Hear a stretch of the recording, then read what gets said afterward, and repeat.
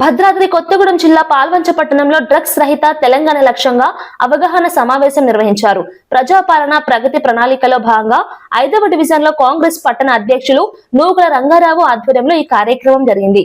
Corporator నూకల సరిత ఏర్పాటు చేసిన ఈ సమావేశంలో జిల్లా కాంగ్రెస్ అధ్యక్షురాలు Thota Devi Prasanna, DSP Satish, municipal commissioner Sujatha పాల్గొన్నారు.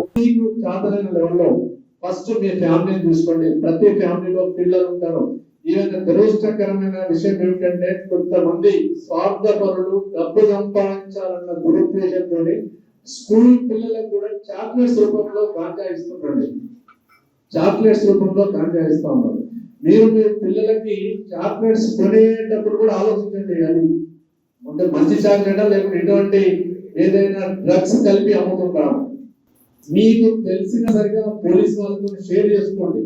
దీనికి సంబంధించి ఇప్పుడు మనము జనరల్ మనం పాల్వంచ అంటే ట్రాన్సిట్ పాయింట్స్, ముఖ్యంగా మేడం గారు చెప్పినట్టుగా